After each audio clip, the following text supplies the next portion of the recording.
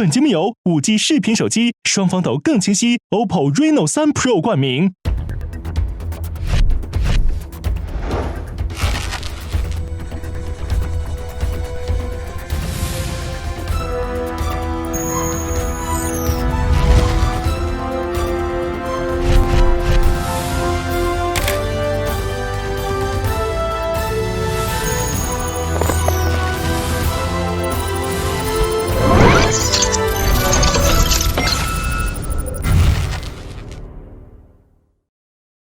案情高能到手抖，稳定拍摄靠 Reno。本节目由5G 视频手机 OPPO Reno 3 Pro 独家冠名播出。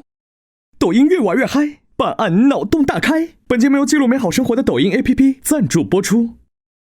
奥利奥探案路上，黑白通吃。本节目由好吃好玩在一起的奥利奥赞助播出。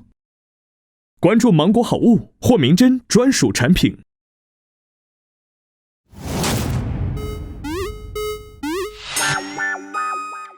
老探长，老探长，老探长，老探长，老探长怎么不见了？这儿怎么会有这个圆形？奥利奥，我知道了，先扭一扭，舔一舔，再泡一泡。哇，奥利奥一口牛奶澡了！等你们很久了，果然你在这儿，再不来要被你吃光了吧？玩在一起，奥利奥，破案从此有依靠。本节目一共6位明星玩家，在每期设置的游戏剧情中，分别有侦探、嫌疑人、真凶3种身份。真凶隐藏在嫌疑人之中，只有真凶可以说谎，只有找到真凶，玩家才获胜。游戏设置侦探酬金，每期抽取角色卡时，每位玩家将获得1根金条。如果真凶逃脱，则真凶获胜，其余玩家将所有金条交给真凶。如果抓住真凶，则投票正确的玩家保留金条。侦探若2次都投对，则可额外获得1根金条，其余玩家需归还金条。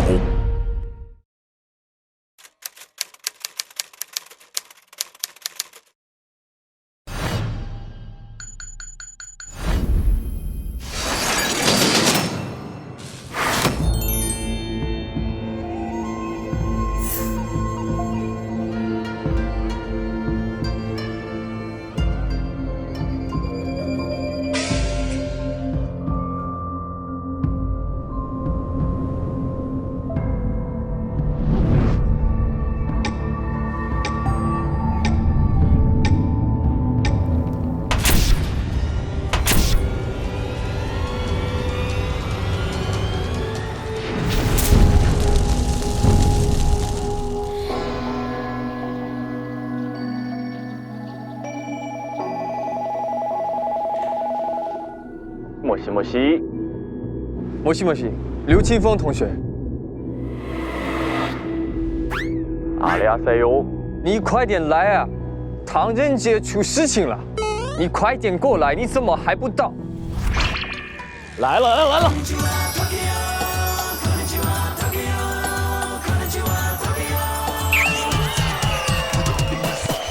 怎么了？哎呀，这里哦。我本来10点15分的时候想要去路口找你，结果发现这位同学你是哪里的口音？真是古董店着火了。今天是10点15的时候，我本来要去路口找你，结果发现真是古董店着火了，我赶紧打电话让消防队过来把火扑灭了，然后就发现里面这个人已经死了。哇，他这看起来感觉像是自己的手不小心把油灯给碰倒之后，看他整个手都已经半边都烧掉了。那你熟悉这里的环境吗？我从小在这里长大，还蛮熟悉。案发的时候，你有发现这里有其他的嫌疑人在吗？我现在就去看一看，把可疑的人都给你叫过来。好，你把所有可疑的人全部叫到现场。嗨。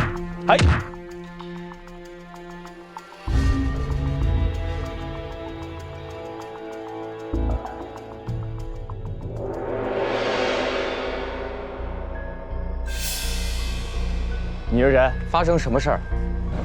这个真是老古董家里着火了。老古董店着火，对，有人员伤亡吗？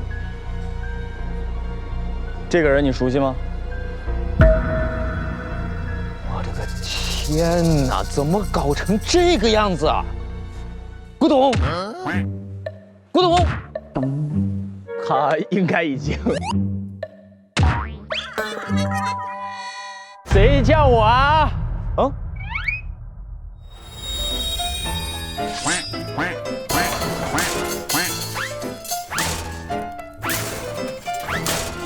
你是古董吗？我是侦探啊！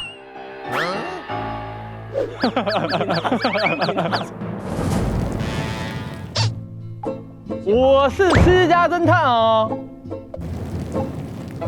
不要在我弟弟面前嘻嘻哈哈。把你那颗过分氧化的铜牙给我摘下来。这是金牙，好吗？这是你弟弟？对呀，都烧成这样了。古董，但脸我看得出来啊。你的弟弟烧焦啊！就我们家出这么大事，都给我出去！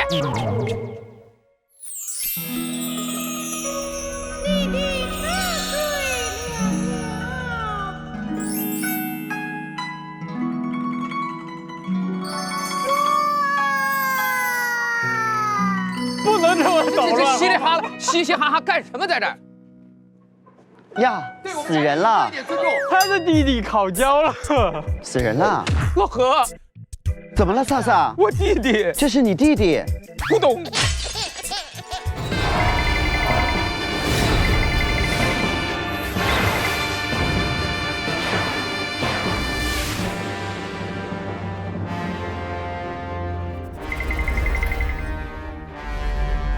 这是我弟弟。哎呦，哎呦！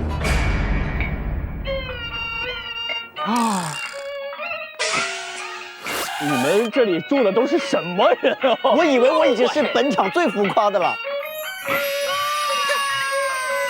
哇，她好美啊，好美啊！这是你妹妹吗？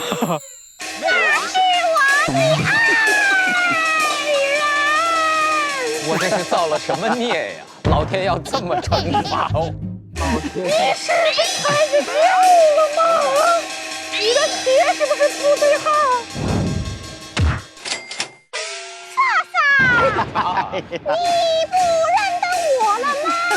我不想认得，唱唱立起唱，我好像遗忘掉，唱唱唱，嘿，这可悲的一切。你是我的噩梦啊！娘子，啊哈，把牙齿上的口红擦一擦。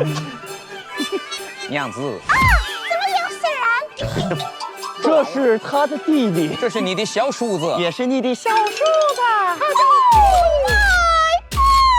英文的 Oh my God， 第一次听到。老天爷，祝你幸福。老天爷，找了个弟弟，娶了个天仙。喂，天仙，这是个哪个天仙长着2个肚脐眼？呀，你的肚脐眼在瞪我。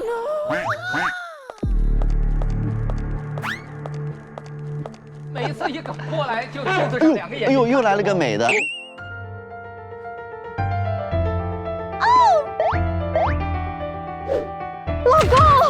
老公啊，老公，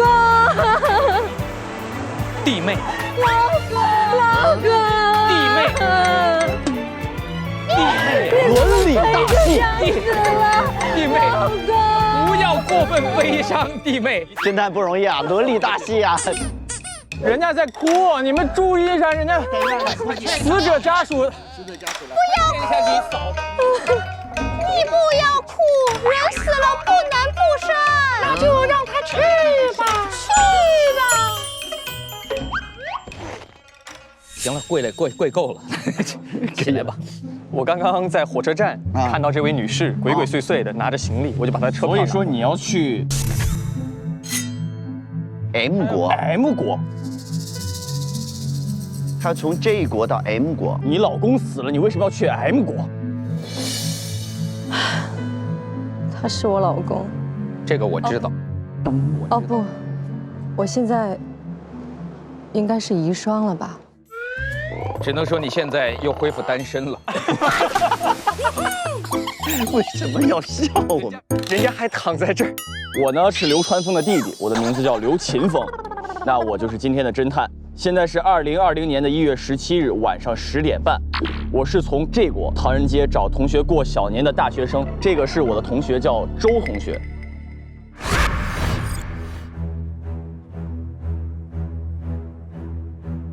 15分钟前呢，也就是晚上10点15分的时候，周同学看到古董店着火，叫人灭火之后，发现你的弟弟死在了店里，尸体右半部分被严重烧伤，万幸是面部没有被烧毁。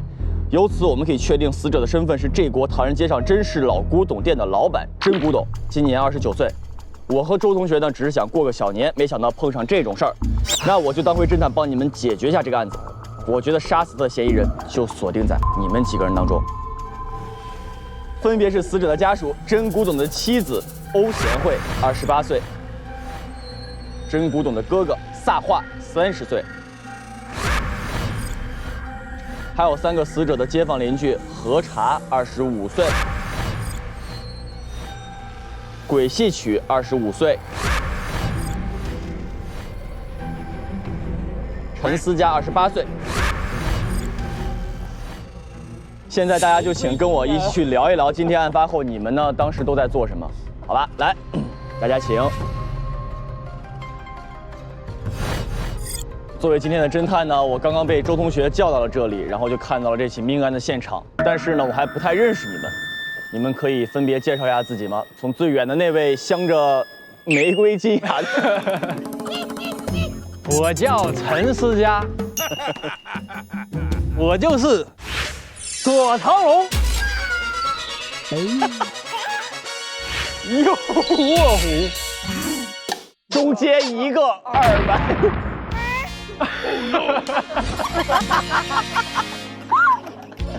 财富到家，财神光顾的陈思佳，我也是这个中华街的第一私家神探，像什么偷鸡啊、摸狗啊、杀人呐、放火啊这种事儿啊，就是都找我，然后包能破案的这种。大哥啊，有人来砸场。我这个金牙也不是白来的啊，这么多年发家发的比较早。还有一个很重要的就是，我是这个死者传说中的隔壁老陈，然后我们已经是6年的老街坊了。虽然是6年的老街坊，但是我们彼此来往甚少，关系就是比较陌生。你跟死者的爱人没什么其他的故事吧？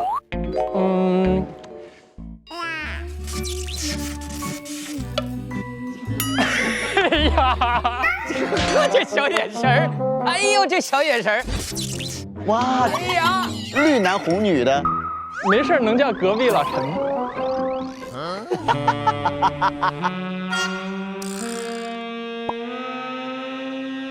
那下一位你是？我叫欧贤惠。你是不是人如其名，你很贤惠？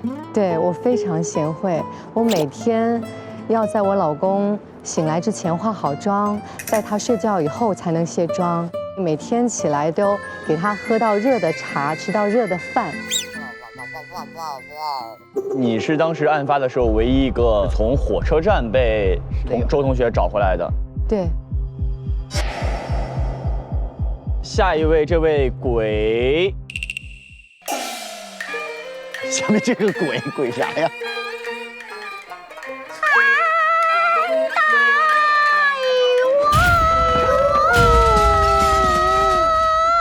唱得好，唱得好，唱得好！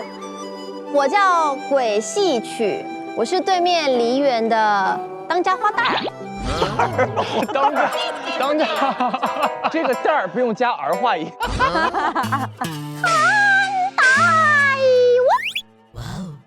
好，他呢就是我的大王，我是真的爱他。他呢？你爱我吗？悲壮悲壮。请你不要用这2只眼睛看着我，我受不了。每次我看着他，我老觉得有一束奇怪的目光从下方射向我的脸，哇！真是很惊悚，很惊悚，尤其在夜间，哇！这位萨大王，请你介绍一下自己。我的笔呢？在这。我就是这国非常有名的画家，青年画家，撒画。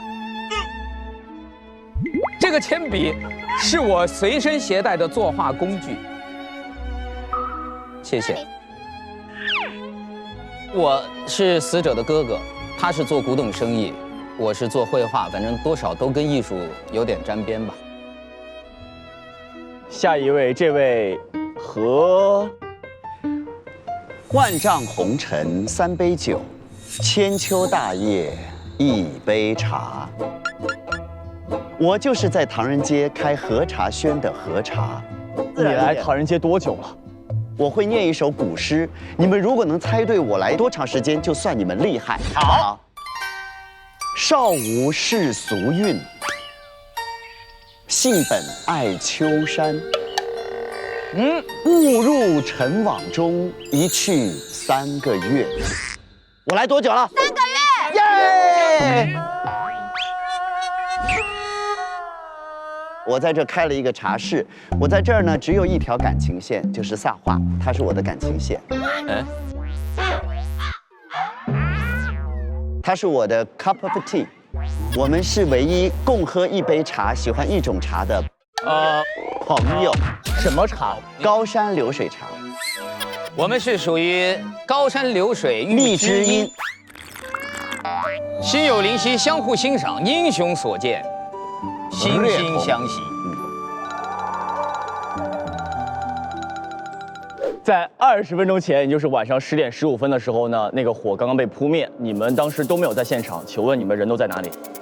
我在忙，因为马上要过节了啊，这个案件比较多。什么案件？偷鸡啊，杀人放火啊，所以我一直在忙着处理案件。就说你当时是在家里？那肯定啊。有人可以作证吗？我是私家侦探，我的行踪都是私家的。最后见死者什么时候？今天确实有见过死者。在几点？作为前辈，我就不告诉你了啊，看看你的功力如何。你要抢我活的话，我第一票就只能挂在你身上了。下一位，我们的欧贤惠，请问你为什么要去 M 国？因为心灰意冷。那你几点钟去的火车站？其实我刚到火车站没多久了，就被他抓回来了。你最后一次见死者什么时候？我今天有见过他。那下一位鬼戏曲，请问案发的时候你在哪里？今天小年夜，当然在舞台上表演戏曲了。什么曲儿？戏曲儿。看大王。只练了这3个字。有观众吗？我是当家花旦儿。有观众，有观众。坐在下面的都是傻蛋儿。你在最后一次见死者什么时候？有，不能告诉你。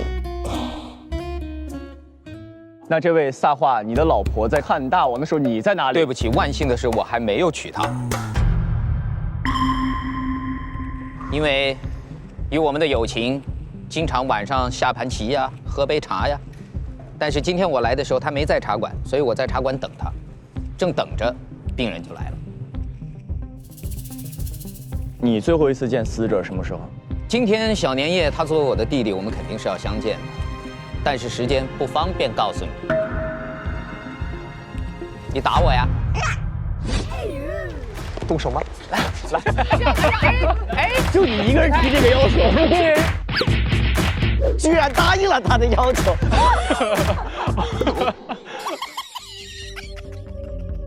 最后一位何茶，我今天晚上在萨画的画室等他。啊？他没有在画室。为什么只有今晚我俩未能心心相印呢？就是我们太默契了，我们今晚在心中默默的约定去对方那儿等他。然后我10点20的时候听到你叫我就过来了。我今天也见过死者，但是什么地方、什么时间我不说话，让证据说话。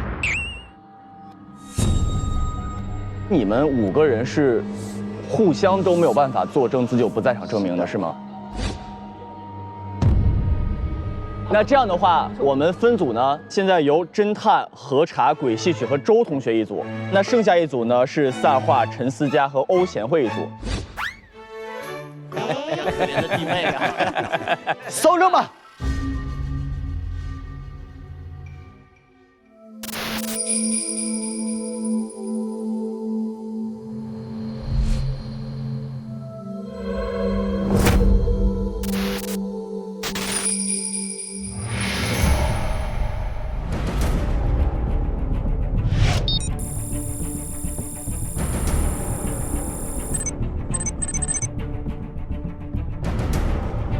第1轮现场搜证，7名玩家分为2组，轮流取证，限时10分钟，每人可使用5G 视频手机 OPPO Reno 3 Pro 拍摄10张照片。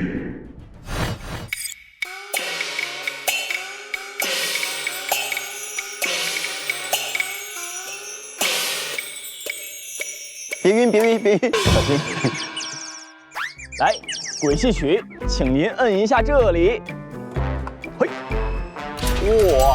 哇！办案神器，各位，我们一起出发吧！上，得，看现场吗？好。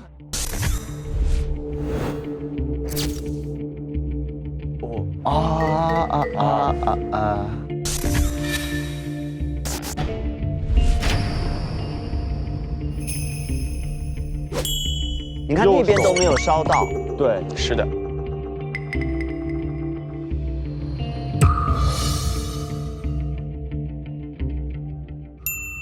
人着火的话，第一反应肯定是要他一定会挣扎，他一定会到处都有，但那就意味着他起火之前人已经没了。对。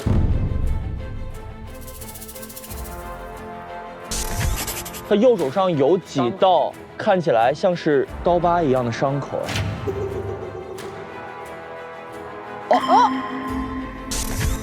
欧贤惠你好，18号凌晨2点半，你到这码头会有人来接应你，带你偷渡出国，是有人帮他老婆出国，他发现了，所以他要去抓他。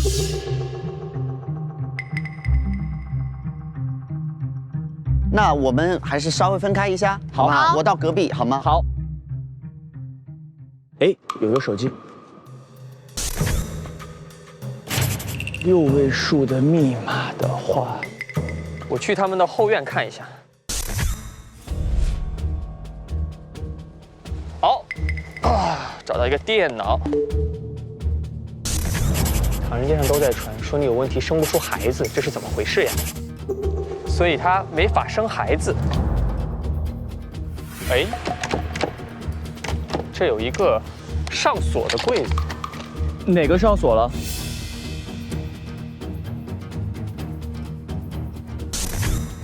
有一个 USB。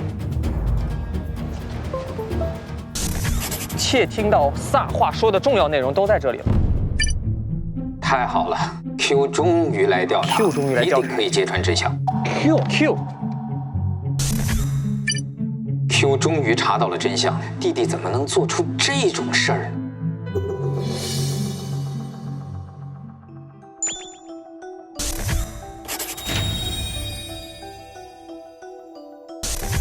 打开了，水墨夫人遗作，就这个人已经不在了。这个人的画应该很贵。那所以说，其实就相当于是真古董藏了很多这个水墨夫人的藏画。是的。让我来看看他的地方有什么线话。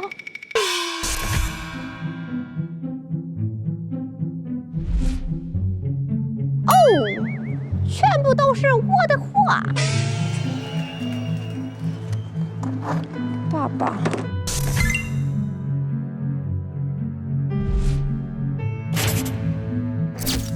MG 日报，2000年12月31，是谁的微笑惊艳了世界？10岁天才金粉画家萨画的梦中少女的微笑。啊，10岁，他根本就不是在画我的人啊！哦，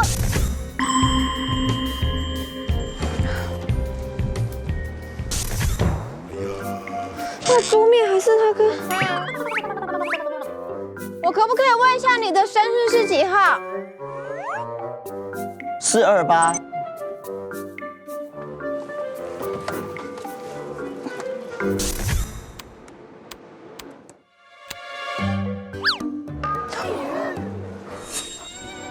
高山流水遇知音。那为什么不放我呢？怎么用他的生日当密码呢？尊敬的 Q 先生，我爸爸是追国知名画商老曾。12月31日在唐人街附近的山上找到他的尸体。12月17日的时候，他留了张纸条。萨画先生，我想你爸爸的事可以顺便帮你查了。我带来最新的探案神器 Reno 3 Pro， 一定能真相大白。萨画，他找这个 Q， 帮他找爸爸。哦，孩子他妈，小画不愧是咱们的儿子。那他怎么会有这封信呢？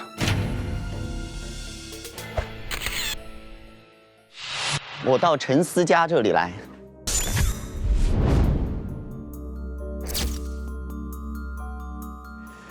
哇！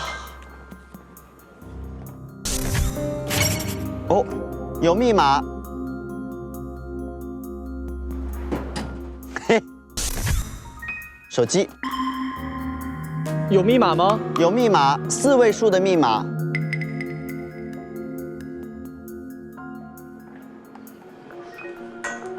抖音，越玩越嗨，办案脑洞大开。哦哦。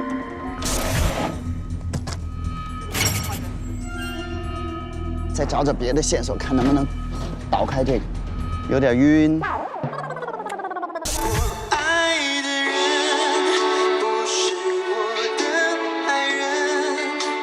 就是他爱的人是已经有了爱人。看看这个是不是可以用我爱的人打开，因为他在听这首歌。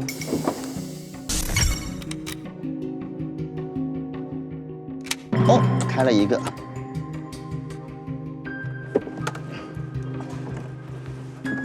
哦，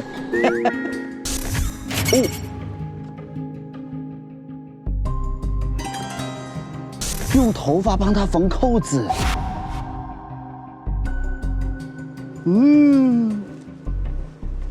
虐爱啊！我最爱的人喜欢吃的家常菜臭豆腐，我最爱的人喜欢吃的螺蛳粉，我爱的人喜欢但买不起的衣服。7 Prapa 吗？他喜欢的牌子叫 Prapa。开了。哎呦！这应该是个 U 盘吧？哎呀，但是我现在有哪个电脑是可以打开的？这边有打开的电脑。拿上我的探案神器，我的 OPPO Reno 3 Pro， 监控视频。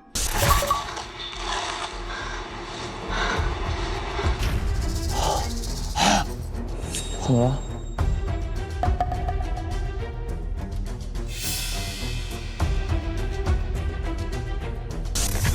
？5，看一下5，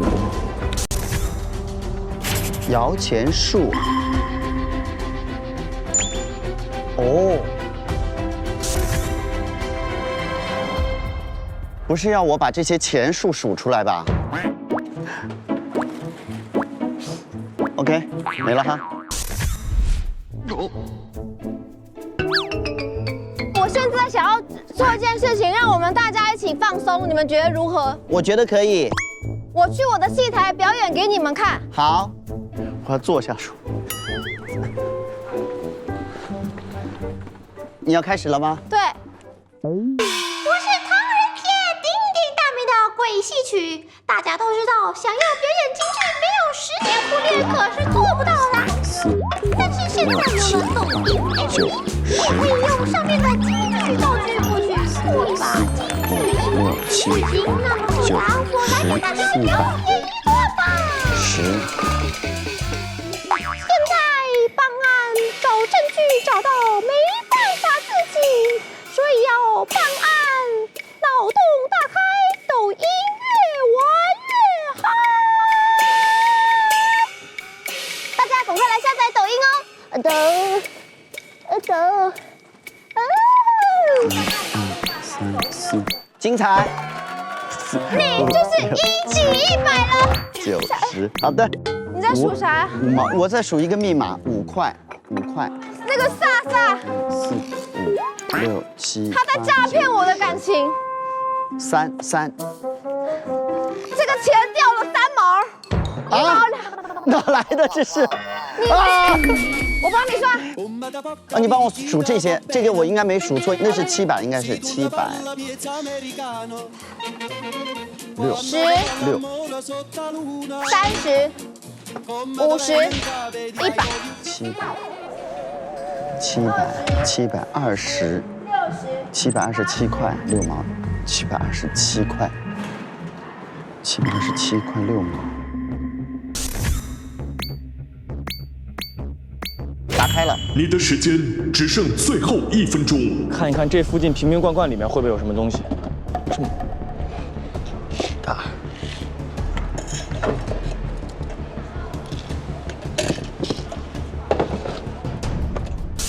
给我一个电脑，真的电脑，聊天记录。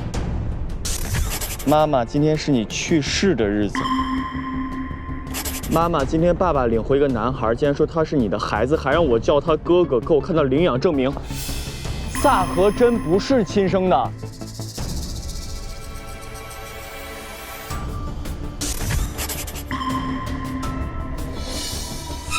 刚刚那个画儿，全部都是妈妈的画。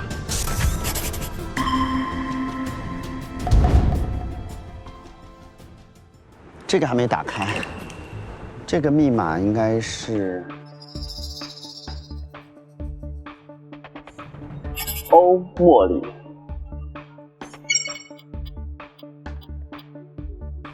不对。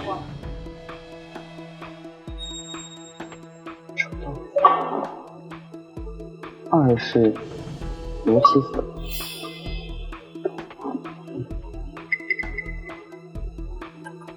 臭豆倒计时开始。10、9、8、7、6、5、4、3、2、1，时间到，请离开现场。走吧，我们。是。人啊，要往长远了看，不要被眼下的这些悲伤所笼罩，要看到明天的阳光和未来的希望。来吧。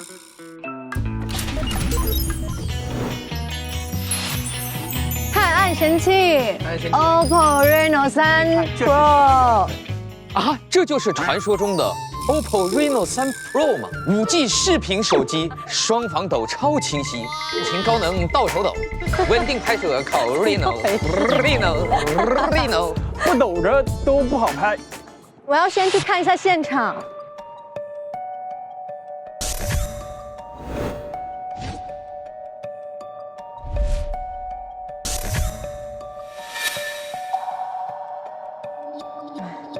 好热，回到家还是脱个衣服吧。啊，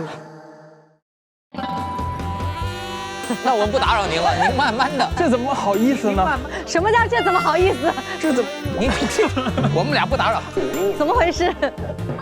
你先看看你烧焦的弟弟身体有没有什么东西啊？他这个烧一定是要为了毁灭什么东西。哎，这还有个箱，这有个医药箱，这有一封信，遗书。与其背负杀害至亲的罪孽痛苦一生，我宁愿选择就此结束我的生命。这没有名字，我要去别的地方，我要看一下。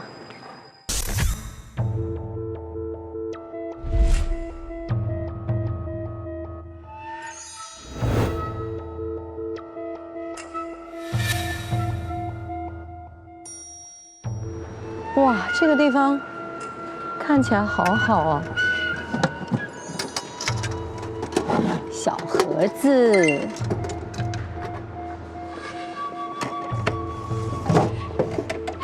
两个人，密码。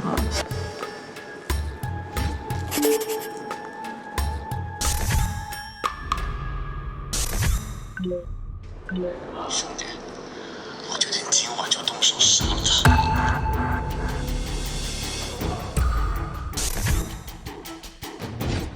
非谈不可，下午有事，晚上8点半你来古董店吧。啊，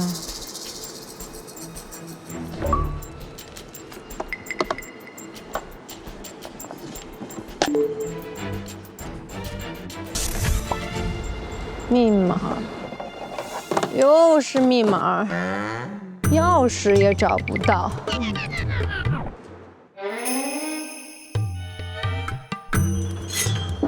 这又是什么呀？我已经找到。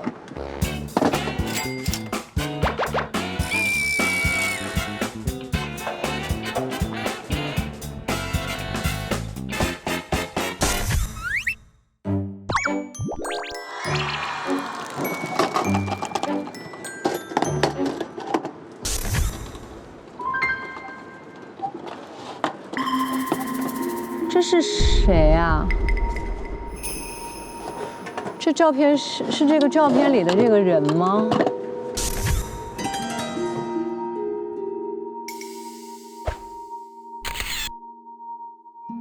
我要好好搜一下鬼的房间。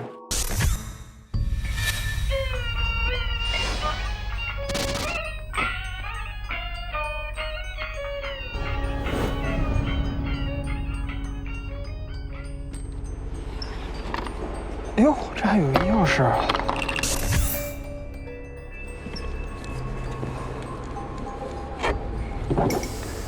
这有一本书。情侣日常，你的才华打开了我的心门。听到这首歌，我突然感觉我的造型很像阿四，有没有？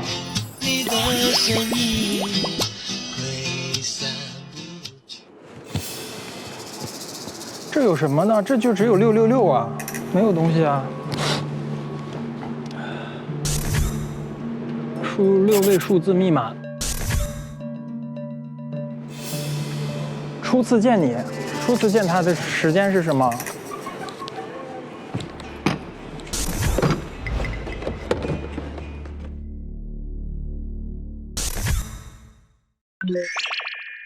啊，怎么都有密码呀？这不是钥匙就是密码，我怎么感觉一个锁都打不开呢？啥也打不开，手机也打不开，电脑也打不开。对呀，我们这3个搜证小组简直是绝配。我们这个小组叫打不开小组。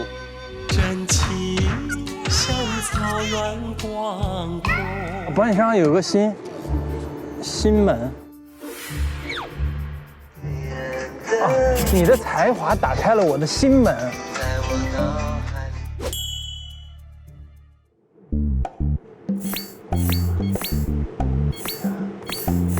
画家。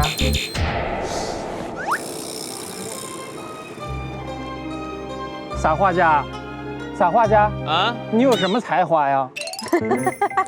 你都叫我画家了，你问我有什么才华？你怎么当的私家侦探呀？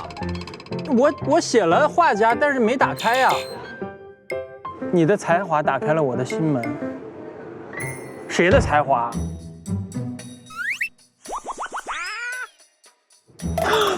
你不能吧？才华。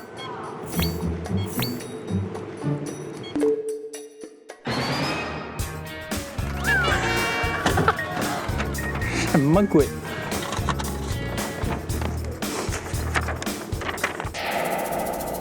然后还有一个电脑的密码吧，电脑的屏幕，哦，屏幕是跟这个一样。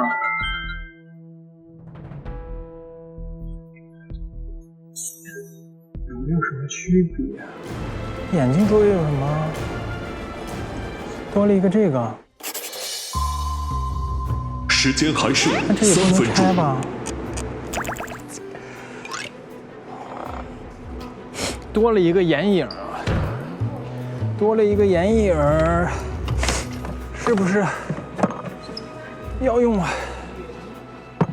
展示我真正的侦探的技术了？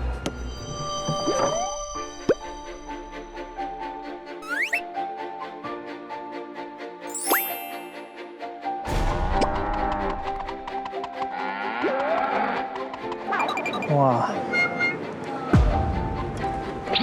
妆太浓了，擦干净一点。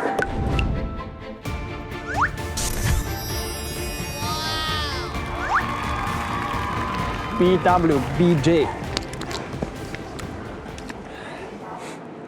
大写 BWBJ。哦。密码到底是什么？吓死我了！你这咋回事啊？他拼的这是什么字啊？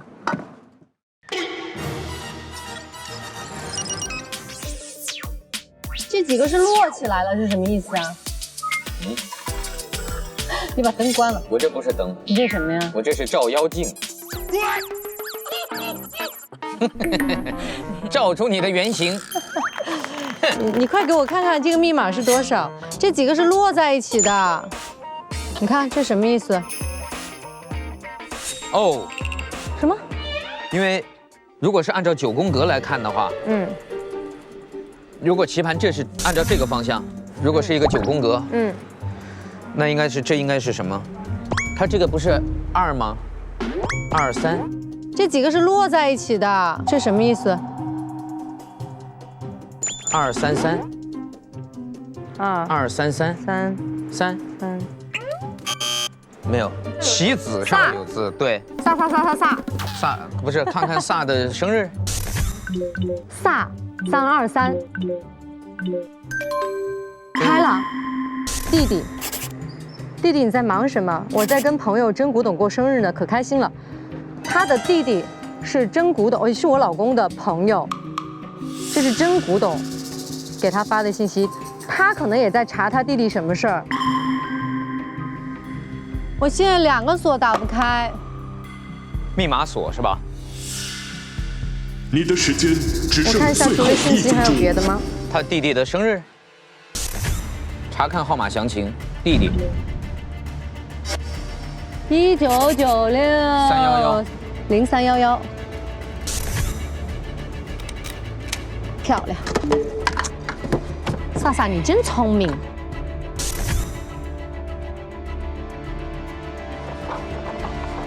寻找荷叶。 10秒，来拿着，计时开始。10，你抖我也能拍，我这个7、6，别动别动。5、4、3，现在还有一把锁没有打开。1，还有一把锁。时间到，请离开现场。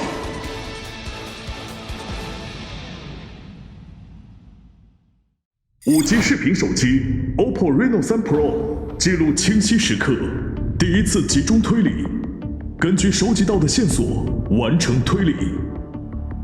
梳理一下这个错综复杂、极其混乱的人物关系，他们2个是夫妻关系，然后兄弟，这个是伯牙子期之情，恋人。他们两个好像暂时真的只有隔壁邻居的关系，但是隔壁老陈跟他的妻子，我很怀疑他们俩是青梅竹马的关系。我觉得现在缺少河跟鬼他们两个人跟死者之间的关系。有请嫌疑人入场。好，各位嫌疑人们，大家已经搜证了我们的案发现场。是的。那第一位有请我们的鬼戏曲。啊，这么早？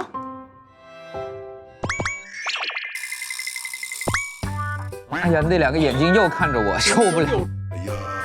我先讲我比较少的朋友，喝茶，和茶先生，他呢跟我们的萨化有一些紧密的关系，因为呢，我找到萨的电脑里面的桌面是你跟他的合照，密码是他的生日。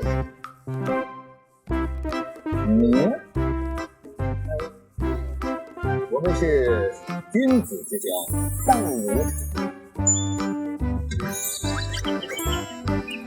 反正呢，我就在怀疑他们两个的关系有一个很深的东西，但是不知道是什么。说得好。MG 日报，是谁的微笑惊艳了世界？10岁天才金粉画家撒画的梦中少女的微笑，就是这幅画，的确是他在10岁的时候画的，他是一个金粉画家。对，你没看到他的画上面都有粉，还呛到了你。你们大家应该知道，萨画是以这幅画出名的吧？叫做《梦中少女的微笑》。这也太美了吧！这个少女吧，这少女太美是一个重点，另外一个重点是，上面这个年份呢是2000年，但是我是1995出生的。2000年我才5岁。没有人说这个话是你啊！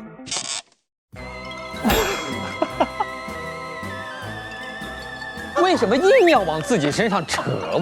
我就觉得很奇怪。我要告诉大家一个讯息，我知道是2个月以前，我们这条街上才开了一个梨园，鬼戏曲才来到这儿。然后那个时候萨才认识的，我是跟着你去听戏才认识他，才认识的你，跟你一见钟情，因为他也吃惊的发现你跟他画上的人一模一样。看见他，我才想起来，原来他跟我10岁的时候梦到的，以及后来一直梦到的那个女孩，长得一模一样。所以我一直让你魂牵梦萦咯。经常，就是这个意思。我觉得一直是闹鬼的事儿。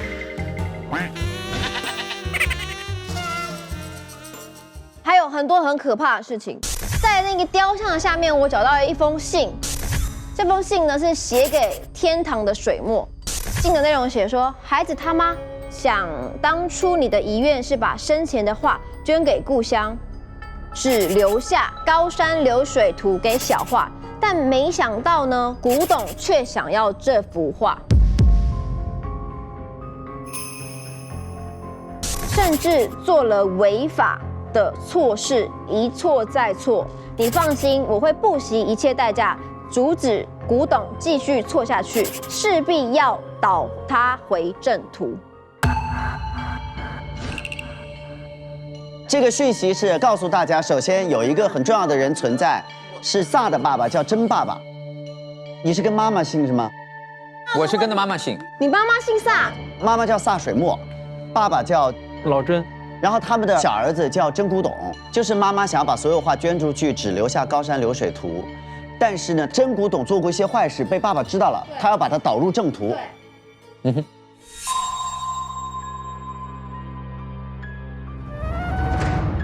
再来，那个电脑里面找到了一个邮件。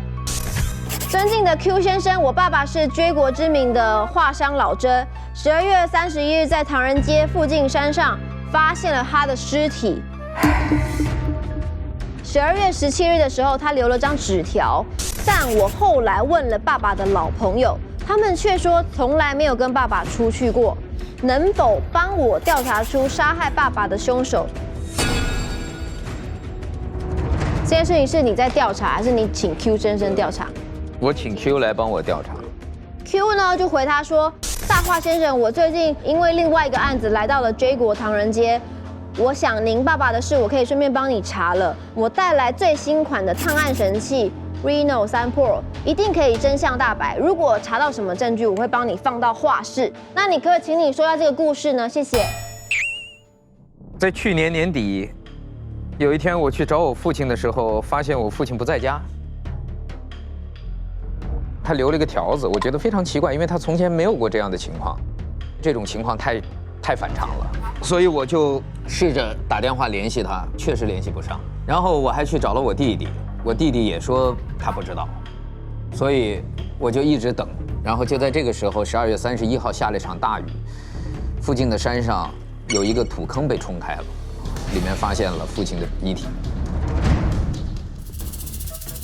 调查局认为这应该是一个凶杀案件，但是我不知道该从何下手。我听说有一个非常厉害的侦探，在世界排名第1。你是找我呢？我是最有……这不是偷鸡摸狗的案件，对不起。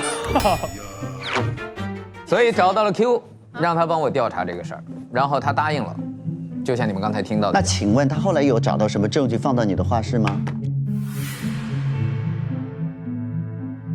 我找到了，我找到了。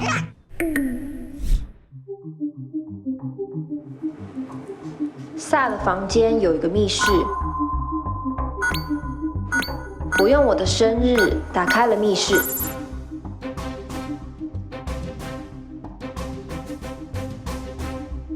他的画室的那个密室里面呢，它有一个抽屉可以打开，里面呢有一个信封袋，里面应该就是 Q 找到的证据。他说这是我用双防抖更清晰的 OPPO Reno 3 Pro 翻拍的一段监控视频。明天我会上门找他对质，查清楚，一定要人赃俱获，他不止这点罪。然后这影片的内容是12月17号，是一个15秒的视频。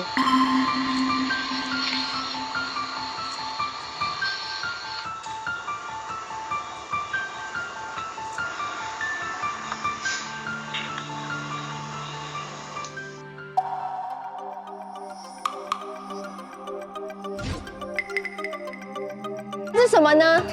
这就是那个 Q 给你的证据，给我的证据。但对错那个是不是你爸爸呢？我只能从视频里大概这么判断。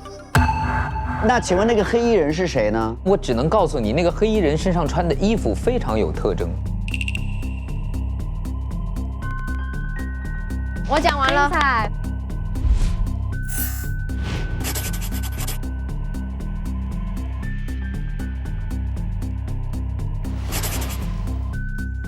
下一位，让我们有请我们的陈思佳。我呢，刚才去了一下那个案发现场对面的鬼戏曲的房间。梨园。首先呢，就是发现了一个密码箱，密码箱里面有一张通缉令。涉案嫌疑人叫鬼把戏。8月11日晚，高山京剧团突发大火，京剧团负责人贾团长在大火中身亡。经查，贾团长的养女鬼把戏有重大的作案嫌疑，现已潜逃。所以那个贾团长会是他杀的，是吗？你放的火？对，我杀过人，我先道歉，我错了，我错了。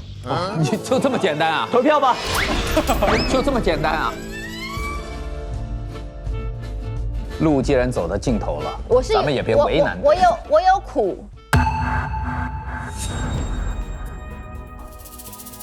然后他干过很多的职业，起过什么别的名字？叫鬼羞羞、鬼可语、鬼戏精、鬼留洋、鬼把戏、鬼画廊。对，因为我一直就是有被通缉，所以我才要有很多的身份保护我。然后还有一个很重要的，就是在他的这个电脑里，然后电脑上有2条重要的信息。第一条是2019年的11月1日，这个朋友说今天看到了一个人傻钱多的雇主。J 国人，他拿着一幅画的照片四处找人，说只要找到照片里画中的少女就给10万。那个女孩我怎么看这么像你？你要不要去试一下？然后后面打了3个感叹号，然后最后又写了一个事成之后记得要给我分成啊。所以你为什么来到这儿，就是因为萨，你有悬赏过10万块来寻找你画中这个少女吗？没有，从来没有做过这样的事儿。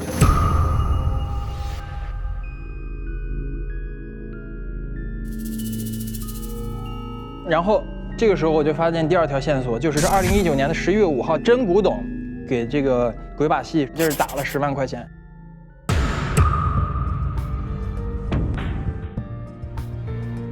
也就真古董在找这个人。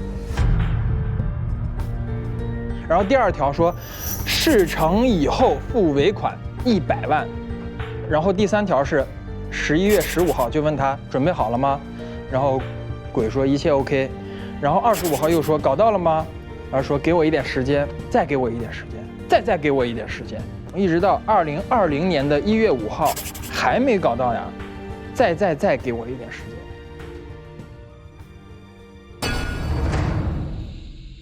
就是他让你找什么或者是搞什么？高山流水图吧。你怎么知道他叫我找高山流水图呢？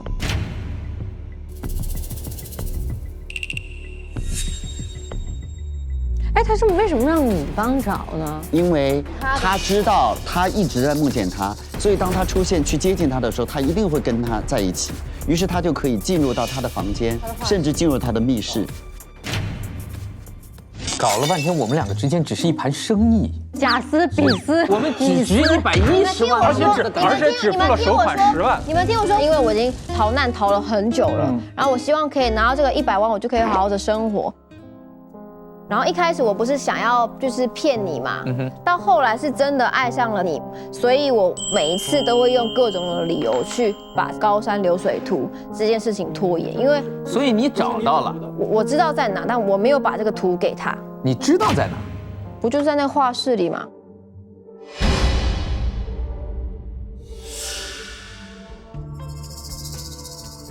还有一点，我在他的戏装的有一个小荷包里发现了一个远程窃听器，这个窃听器是剪断了的，所以你发现什么了？我呢，在今天早上10点的时候去找萨萨，我用我的发夹进去了他的画室。我要去找那个高山流水图的时候，我发现了这个窃听器，在哪里？在一个桌子的下面。就是说别人给他装了窃听器了。我知道窃听器是谁放的，窃听器是真放的，因为我在死者那边找到了他录到你的录音。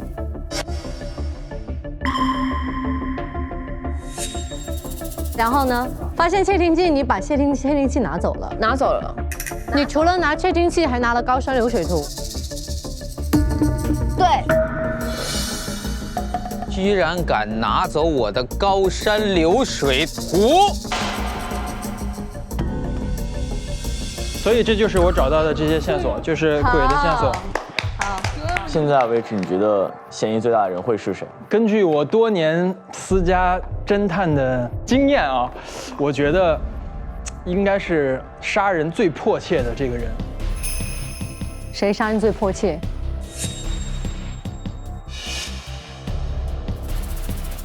这个东西我不方便告诉你。等于没讲。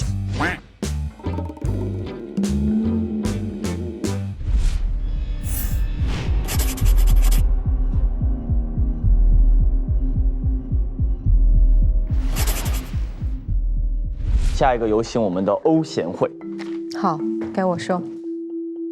首先在现场发现了一张遗书，这个上面没有任何的署名，而且是打印的。对，但是呢，看样子应该是我的老公真古董写的。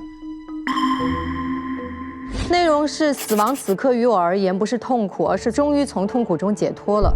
1个月前的那个错误已经压得我不能喘息了。那日我与父亲发生了激烈的争执，我是一时失控才失手杀害了父亲。那时的我非但没有勇气站出来承认错误、承担后果，反而用更加错误的方法掩盖自己的罪行。这1个月来，懊悔和负罪感每天都在折磨着我。与其背负杀害至亲的罪孽，痛苦一生，我宁愿选择就此结束我的生命。再见了，我的家人与朋友。这个遗书，我们现在根本没有办法得知是不是我老公本人。然后呢，我就去了这个核查的房间。发现当天在茶室等待核查的萨化的手机在里面他有跟我老公真古董发的信息，时间是从2000年开始，一直到08年。他说：“弟弟，以后我就要从家里搬出去了，你和爸爸在家要好好相处。”也就是说，08年的时候，他搬出去了，18岁，对。然后呢，我老公说：“你滚开，别以为我不知道，你的画室是那个老头子给你买的，他就是偏心眼儿，你就是伪君子，我恨你们。”由此得出，我老公其实跟他哥哥和他父亲的关系都不好。然后他说：“弟弟，你误会了，爸爸是爱你的。”直到1月17，他又发信息说：“弟弟，我有重要的事情问你，你什么时候有时间？”我老公说：“你有事，我们没什么好说的吧？”他说：“有事，非谈不可。”然后他说：“我下午有事，那你晚上20点30分你来古董店吧。”也就是我老公约了你晚上8点半去古董店，你去了吗？去了，见到他了对吧？对。你们谈了什么？就我不是委托 Q 去帮我调查父亲死亡的事情，他把那个视频搁在我的那个画室的门口。哦，就是那个一个人拖着那个人的那个视频，然后呢？因为那个衣服背面绣着一只仙鹤，非常的有特征。因为这件衣服我判断可能是我的弟弟，但是我无法确认，因为他戴着帽子。所以我一定要跟他当面谈这个事情。你是想拿着这个视频去质问弟弟的？对，我是要跟他当面确认这个事情。所以你怀疑你弟弟杀了你爸爸，是吧？所以这是你的杀机。然后我还在你的手机里面听到了一段录音，大家请听。兄弟，我决定今晚就动手杀了他。兄弟，我决定今晚就动手杀了他。这个录音是谁录给谁的？这个录音是我拿手机录到的，我弟弟在跟别人打电话的声音。你在哪里录到的？就在他的古董店那儿。几号录到的？1月17号上午10点，就是案发的早上，当天早上。我到了古董店，想跟弟弟谈一下，然后到了门口呢，就听见他在里面打电话。这也就是为什么鬼去了你的画室你不在的原因，因为你去真那儿了。对，我去古董店了，然后我就听见我弟弟在里面，应该是跟别人在打电话，但是他说的就是兄弟，我决定今天晚上就杀了他。你只录到这句话吗？我只录到这句话。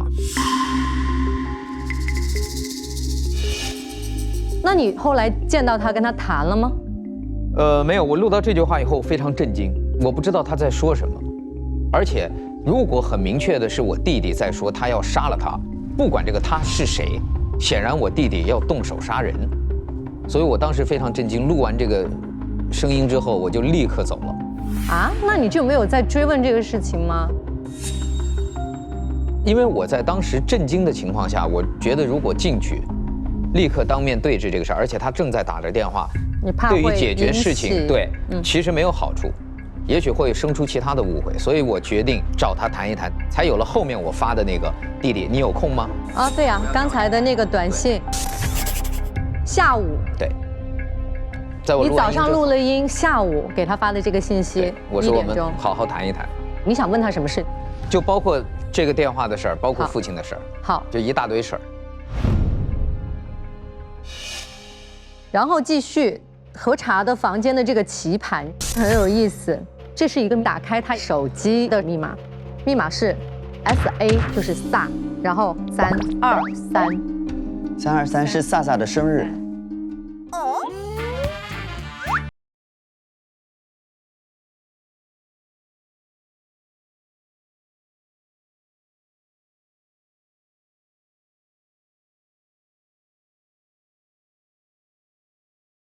就3个月前我们认识的时候，经过一段时间的了解之后，我发现他是伪君子。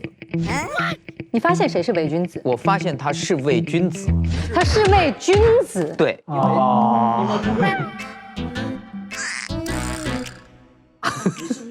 好，然后侦探，我接下来的发现是，有一个大箱子，箱子里面有一个寻找荷叶。请问这个荷叶是谁？我弟弟，我叫何茶，我弟弟叫荷叶。对。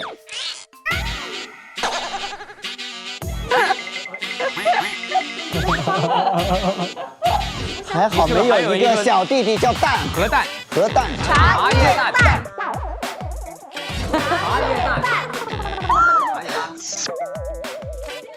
寻找荷叶这4个字，包括我跟我弟弟照片，是原本我贴在店里的，因为我来这一国其实就是找弟弟，就是为了找弟弟。所以我带了很多茶叶来，就想说一边做生意一边维持生计，一边来找弟弟。啊 ，OK。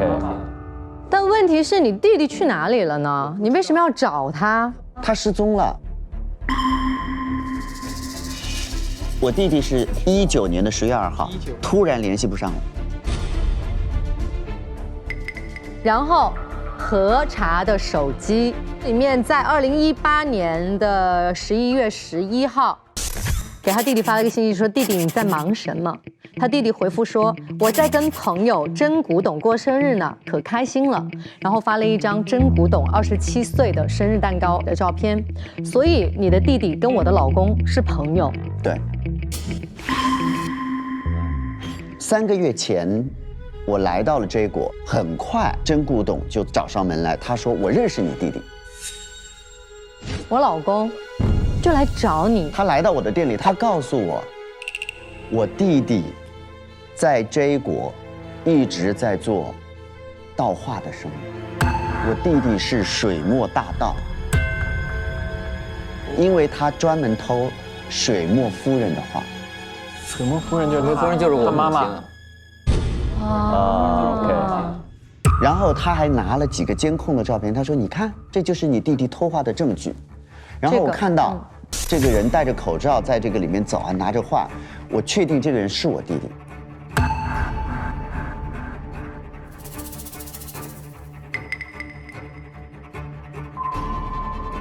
然后，2019年的11月1日，真古董给你发了信息说怎么样了？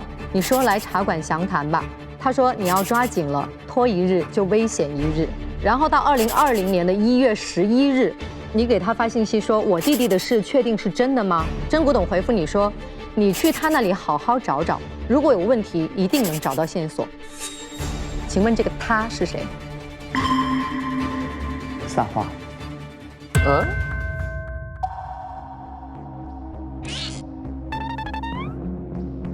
我老公让你去撒画那里找一找，一定能找到线索。是关于你弟弟的线索吗？对。他说：“你弟弟非常想要萨画家里的一幅画，叫《高山流水图》。我是最后一次跟他有联系，就是他说他去萨画家里要找这幅画，然后他就跟我失去了联系。所以他跟我说，你弟弟的失踪一定与萨画或者是萨画的画有关。所以他给了我画室的地址，说你去找萨画。从这幅画的讯息，有可能能找到你弟弟的下落。”所以你接近他是为了找弟弟，不是为了友情。我跟你毫无感情。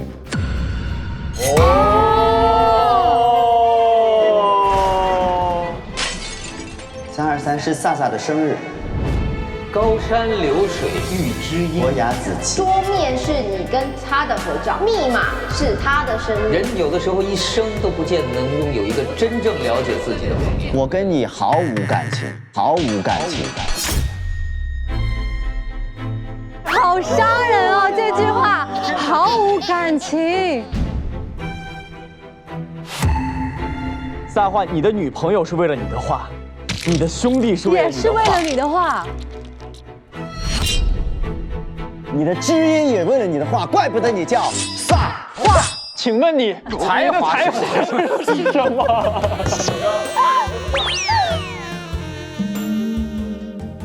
哎，那所以这个真古董跟你发信息，他问你怎么样了，你约他来茶馆详谈，然后他跟你说你要抓紧了，拖一日就危险一日，是什么意思啊？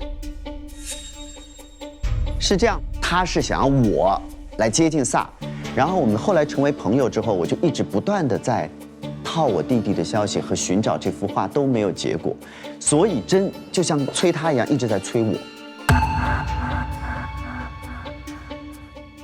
但真没有跟我说要我把高山流水图拿出来的这件事情，他就老要我问你高山流水图怎么回事。但问题是你特别高冷，你从来不愿意聊画的事儿，所以我接近了几日之后，我得到了你的认可，跟你成为了知音，但是我并没有能够从你嘴里得到高山流水图的具体信息，更没有办法知道我弟弟的下落。我只在你那里得到一个讯息，就是你非常想见到你这么多年来在画中画的那位绝美的少女。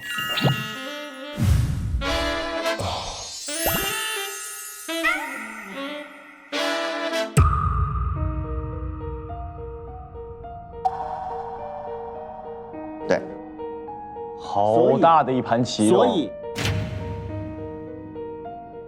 但是后来我为什么产生了怀疑？是因为有一天他喝多了，我就问了他高山流水图是什么，他说那是我爸爸珍藏的我妈妈的遗作。然后我又问他是不是有人想得到这幅画，是不是很多人就是对这幅画居于已久，他否认了。所以我从心里就觉得真是不是在撒谎。我弟弟失踪了这件事情是不是假的？所以我才问了他。你完全是对这个画没有兴趣的。这幅画与我无关，我要找弟弟的下落。画与你无关，我也与你无关。你与我有关，与你有关，但是跟你并没有感情。你弟弟为什么那么想要这幅画？我不知道，我甚至都不知道我弟弟想要这幅画。后面有线索可以补充，我这边有线索可以补充。我再补充一个细节，就是我第一次跟撒画见面的时候，我把我随身带的高山流水茶给他喝了，他喝了之后大喜，说这是记忆中的味道。我不知道你是不是从小就在J国长大，但是我是 M 国高山这个地方的人，我们那里产的茶就是高山流水茶，你喝了之后你说有记忆的味道。天哪！其实何是我唯一的朋友，在何第一次来找我的时候，以我这种高冷的性格和艺术的造诣，我是不屑于跟一般人聊天的。但是直到何拿出了高山流水茶，那一瞬间，我在想，君自故乡来，应知故乡事。因为我的母亲小时候留给我一个茶包，高山流水茶，但是因为在J国，我实在找不到这个茶叶在那儿有卖的，所以那个茶包已经被我反复的泡，反复的喝，已经淡到没有一点味道，但我仍然舍不得扔。所以直到那天你来让我尝你的那个高山流水茶，高山流水茶，我才说了那句话，记忆里的味道。嗯哼，侦探，我说完了，以上是我的发现。那你觉得杀害你老公的人现在可能是谁？先怀疑你。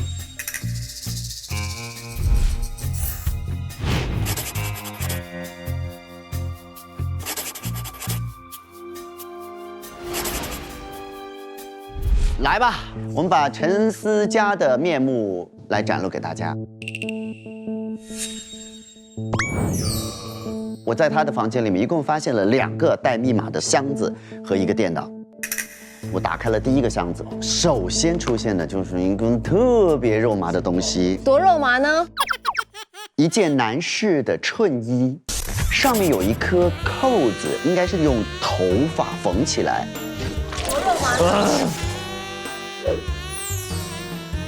这是不是欧贤惠用她的头发帮你缝的扣子？是这样的，我以前就是头发要更爆炸，然后牙齿也是爆的，然后脸上还有这很多的麻子，然后小时候也很胖，所以经常被同学欺负。就是有一天被朋友欺负得非常惨，就是把我的衣服都扯破了，然后扣子也都掉了。这个时候呢，从远处就走来一位如彩虹一般绚烂的女孩，就是我心目中的女神。这个时候，她就拿下自己这个头上的发卡，然后拿了一根自己的头发，帮我把我的扣子缝了起来。然后这个时候就是我人生中最难忘的一个时刻。哦。所以从那一天以后，我就一直保存着这一件衬衣，然后我一直就是在她的身边，默默地陪在她的身边。所以叫隔壁老王。老陈，隔壁老陈，然后陪在他的身边，然后一起度过了小学，然后初中到大学，然后一直到大学毕业的那天，我就约了他见面。我想要把自己心里的那一份爱慕之情告诉他，正好见到他，然后他说我有一个消息告诉你，然后我说我也有一个消息告诉你。我说那你先说吧。他说他要结婚了。哦，好可怜哦。然后那个时候，你就没有把你的消息，我就没有把我的消息告诉他。你的消息是什么呢？我爱你，我爱你，我爱你。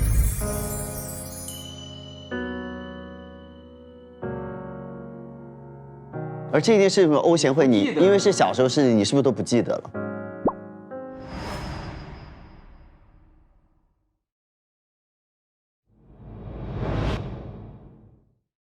你不记得了？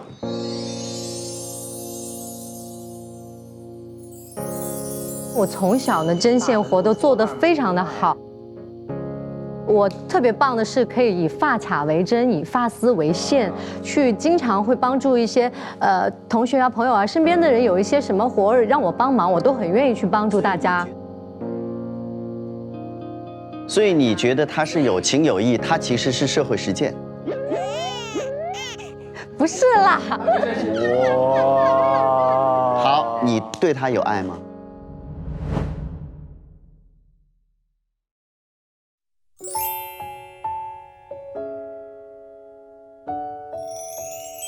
陈的桌上有一个复读机，打开之后就响起了一首歌。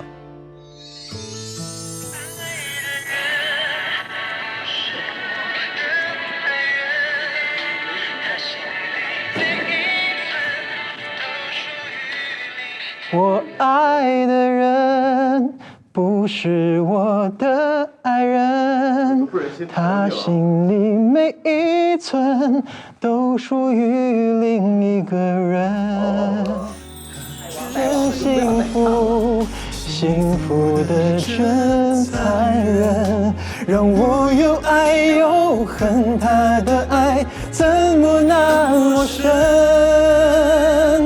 我爱的人，他已有了爱人。从他们的眼神说明了我不可能。每当听见他或她说我们，就像听见爱情永恒的嘲笑声。我爱你。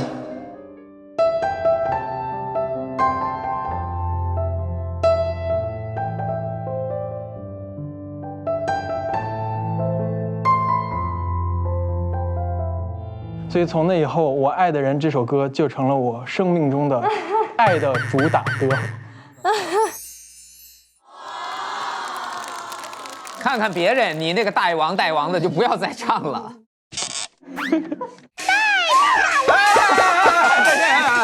行了，彻底行了。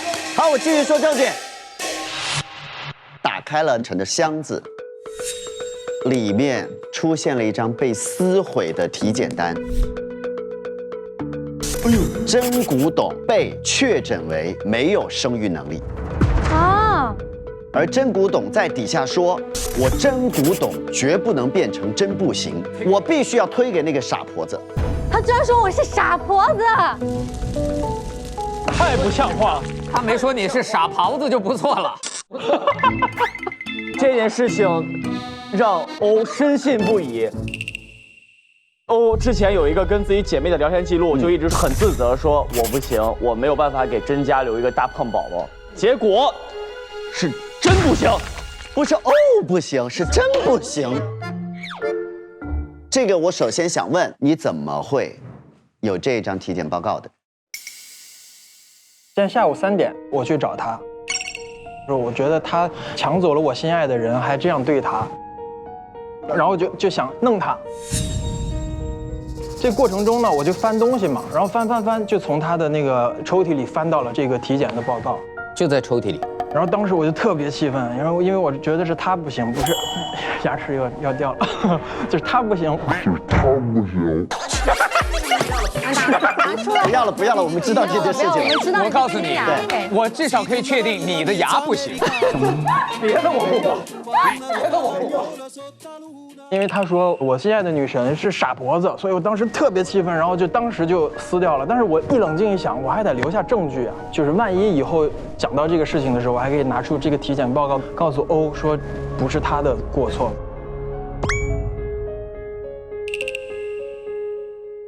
在刚才那个小盒子里面还有一个 U 盘，U 盘插进去之后，一段精彩的监控视频。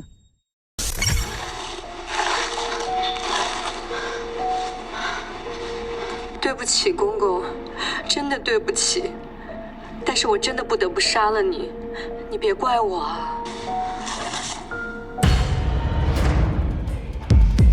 对不起，你蛇蝎心肠啊你！但这个是意外，你要听我解释，这是意外。杀了你这3个字是意外，是意外。这不，我想看他穿的什么衣服，格子的风衣。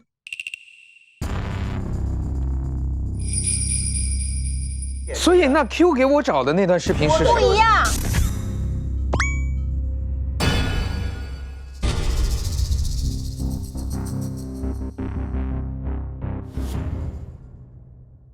然后现在在他房间只剩下印着欧贤惠的头像的那个手机，这个手机里面有非常重要的2条短信，一个是一个不重要的侦探朋友，跟他说：“嘿，你快过来，给你看个猛料！哇哦，世界名侦探排行榜的第1侦探神探 Q 来到了唐人街，听说是来查老甄的案子的。他要是问我，我怎么说呀？”然后今天的9点说，哦，1个小时前神探 Q 找到我这儿了，也看了监控视频，明天就会去找真古董对质。请问你们有什么商量好的事情是他要跟你确认他要怎么说的？还有真古董发给陈思佳的，今天早上8点钟，你刚才拿着我的衣服进我家干什么？你拿着我的衣服进我家干什么？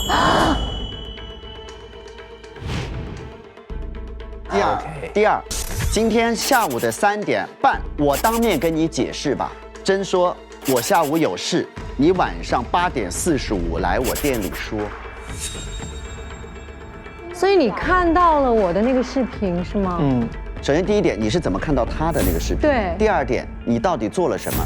第3点，你今天晚上8点45有没有去真古董啊？你去了的话，做了什么？我从头讲吧，就是自从他跟那个真古董结了婚之后，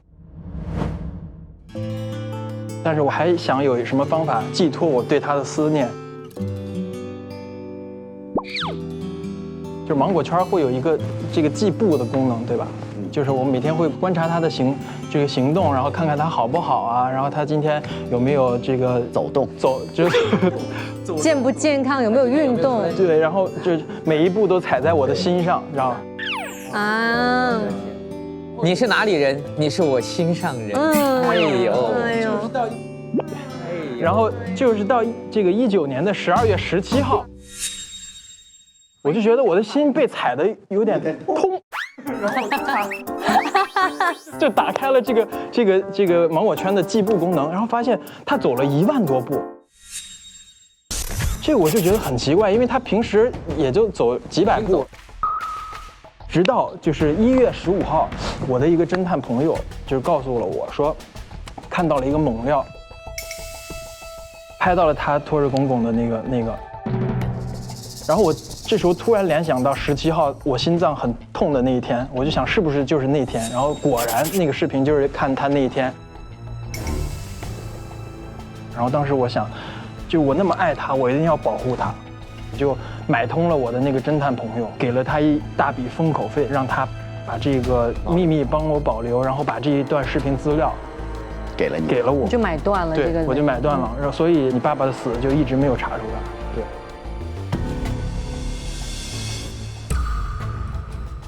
所以那天你是穿上了我弟弟的衣服。那个时候我还没有做这个假的视频，然后直到昨天侦探朋友说神探 Q 来了，我一想他那么厉害，他一定会发现装的那个摄像头，所以我就想说，这个时候只有找一个背锅的人去背这个锅了。然后我就跟我的朋友想了一个万全之策，我穿着那个真古董的衣服，然后再找一个假人拖着，然后这个时候就可以很顺利的把锅甩给这个她的老公。你为什么要甩给她老公？当时你已经发现这个体检报告了吗？我觉得她发没发现，她都会甩给她，一举两得，对吧？她一定要干掉她老公。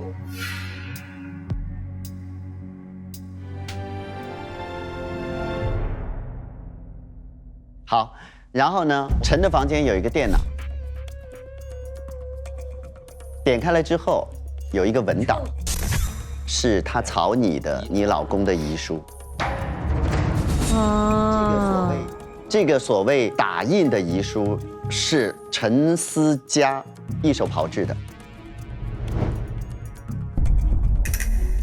我今天早上去还他的那件那个仙鹤衣服的时候，我发现又有败露，就是我没想到被真古董发现了，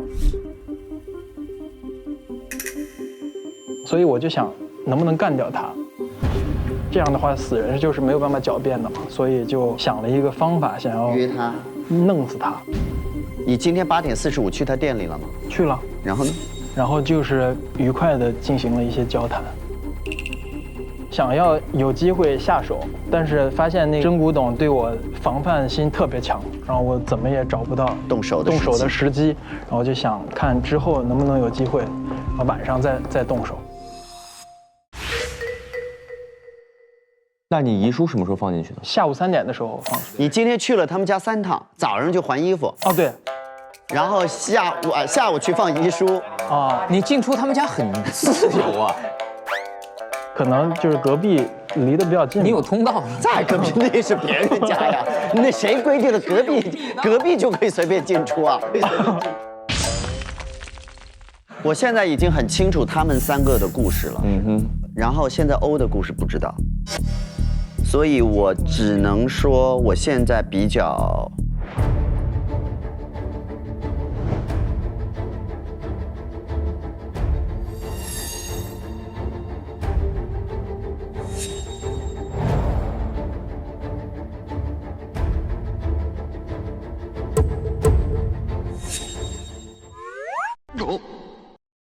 动作好快呀！我以为你没看到，我是没看到，我感到有一阵风吹过来。不是，我坐在这好好的，忽然哎，我是说该你分享了。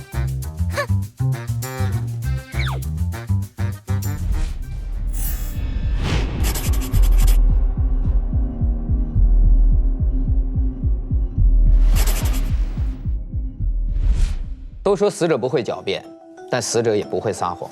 死者身上永远带给我们的，一定是凶手要么想误导我们的信息，要么是凶手不小心留下的线索。死者右手被烧毁，所以我弟弟的右手上面有什么，值得凶手要花这么大的心思去烧它，而且只烧右手。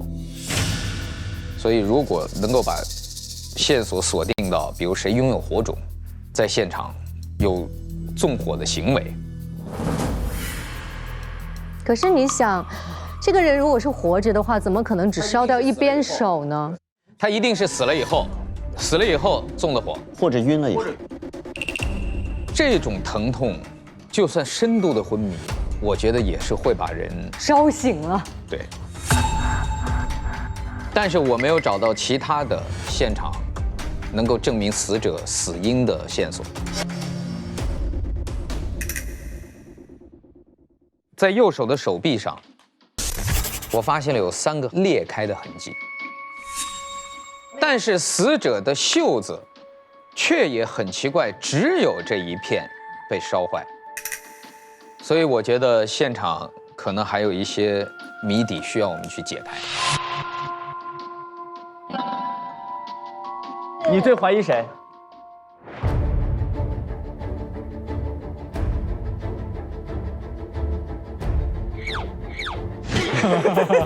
他2手画了一个圆，你左手画了个啥？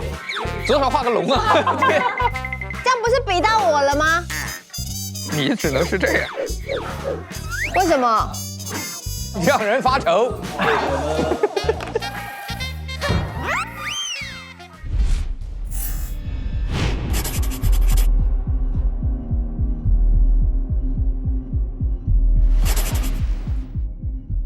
然后我们先说死者身上发现的东西。第一，在死者身上，他除了右臂之外，他左臂上是有3个红点的。这个我觉得很有可能是凶手就是一个逆反心理，欲盖弥彰，把右臂给整成这个鬼样子。但其实可能比较关键的信息是在左臂上，但是我也不是很确定这东西到底是什么。第2个是在死者身上直接找到了一封信。欧贤惠你好，蛇头那边已经联系好了，18号凌晨2点半你到这个码头，我们会有人来接应你，带你偷渡出国。那所以说这个就让我觉得很奇怪，就是我们找到欧贤惠是在火车站，他也身上确实有一张去 M 国的火车票。那这个信息是什么？你知道这个是什么吗？这不是我的。你也没有找过蛇头？我没有。你从来没有想过偷渡的方式离开这里？没有。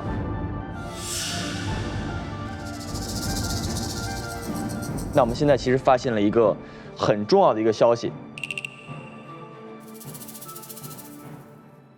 我们是找到了真的电脑，真一直在和自己死去的母亲发类似邮件的东西，其实在寄托自己的哀思。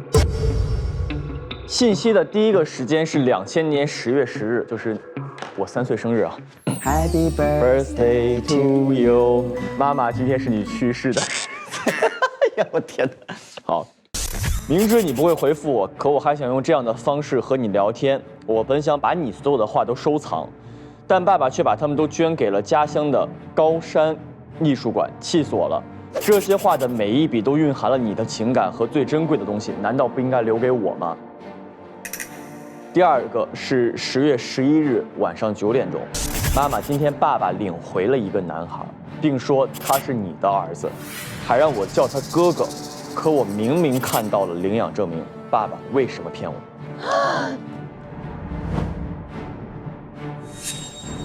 你不是他们的亲生儿子。什么时间？2000年10月11日。我10岁。你10岁，但为什么我完全不知道我是被领养？10月13日晚上8点50分，这个孤儿跟我们来到这国后，竟然水土不服，发高烧，还犯了失忆，真是麻烦紧。哦。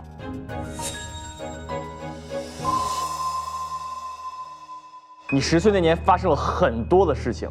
你在10岁被领养了，你在10岁发了高烧，忘了这一切，你在10岁还画了画。我老公的妈妈是什么时候去世的呀？ 2000年去世的，是在去世之后领养回了这个儿子。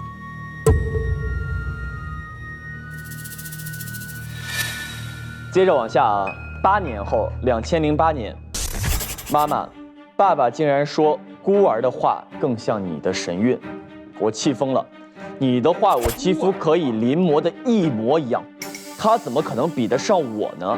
如果你在就好了，爸爸实在太偏心了，没有妈妈的我一点都不快乐。然后接下来精彩的来了，在2018年8月8日，艺术馆开始展出水墨夫人的画。然后妈妈，家乡的高山艺术馆把你的画带到 J 国来巡展了。虽然我已经把你的画临摹过1000万遍，但是你的真迹对我来说不一样。高山艺术馆的人说这些画是捐的，所以说不给我也不卖给我，但我一定要想办法把这些属于我的画夺回来。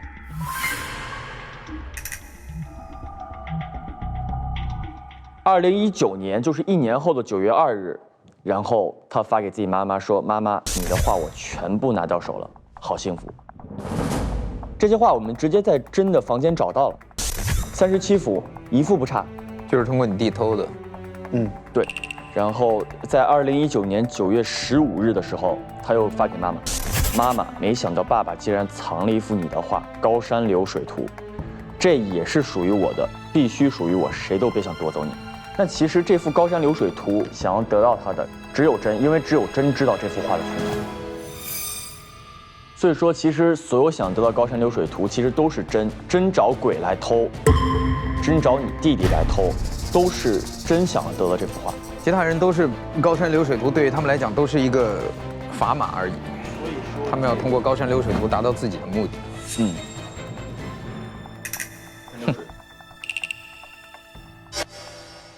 还有一个就是这个，花边种花专家看护。这是于9月1日举办为期1个月的 M 国著名画家水墨夫人个人专辑画展。滑稽的是，展方在闭幕时才发现，本次展出的7幅水墨画全部被人替换。展方已经联系警方，并邀请世界名侦探 Q 前来调查此案。所幸的是，窃贼在展厅通风管道留下了数根毛发，相信通过 DNA 检验之后，很快可以将窃贼捉拿归案。也请窃贼主动自首，将真迹归还。所以意思是说，这些展出的画都是假的，后面是假的。就是监控拍到之后，应该是我弟弟去帮他全部画了，去画展里偷画了。然后我觉得是我弟弟在现场应该留下了我弟弟的头发。所以说我大胆的怀疑说，可能你弟弟的失踪跟 Q 的调查有关系，但我不排除你弟弟可能被真灭口的可能性。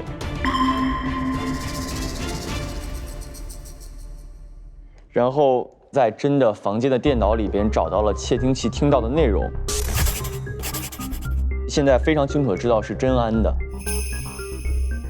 第一个是在1月12日晚上11点半的时候的内容是：太好了 ，Q 终于来调查了，一定可以揭穿真相。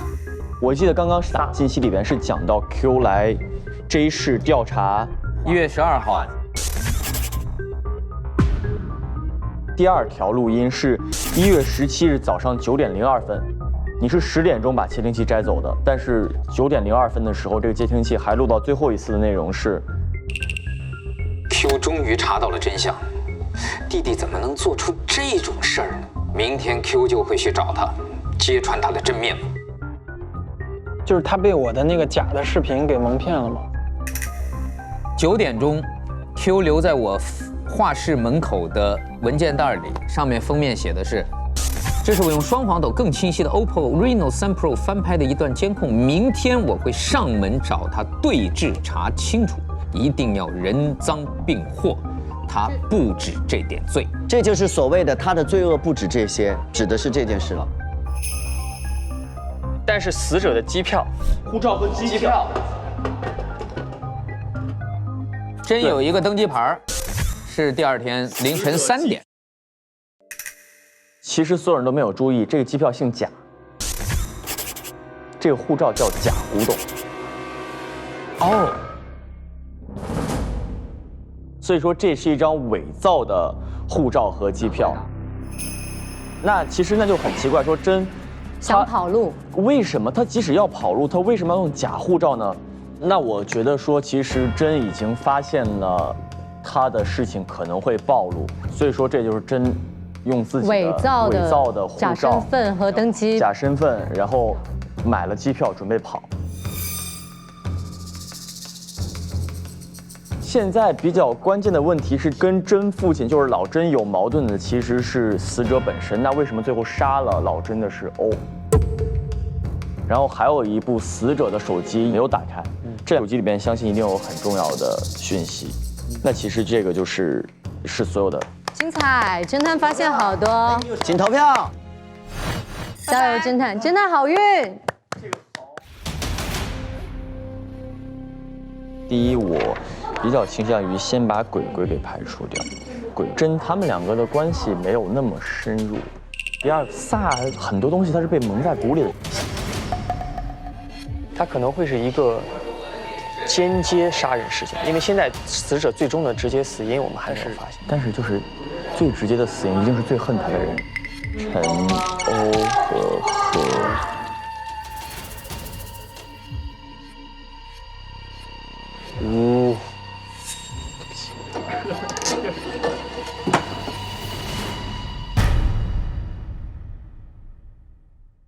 那我们接着要去查一些我们还没有发现的线索。行，好，我们开始二搜，加油，出发！上抖音 APP 搜索“明星大侦探”，猜猜谁是真凶，惊喜福利抖不停哦！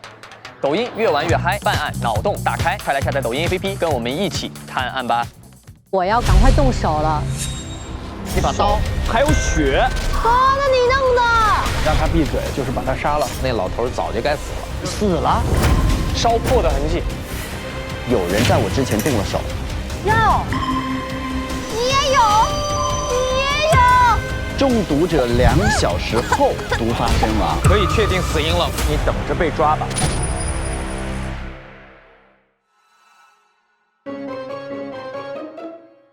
案情高能到手抖，稳定拍摄靠 Reno。感谢5G 视频手机 OPPO Reno 3 Pro 对本节目的大力支持。上微博搜索“明星大侦探”话题词，一起边看边聊。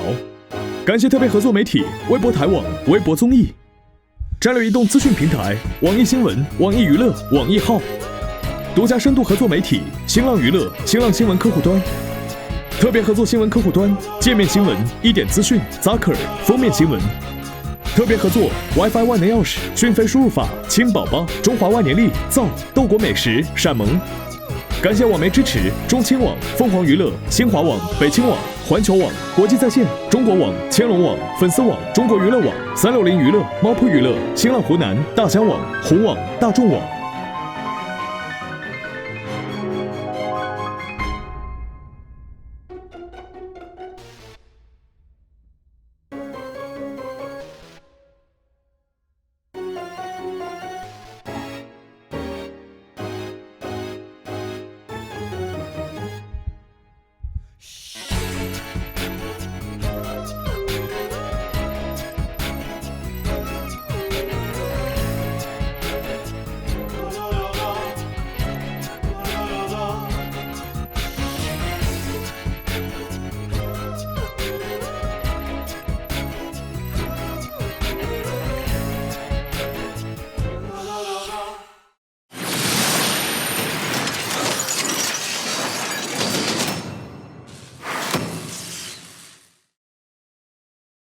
高能侦探再度集结，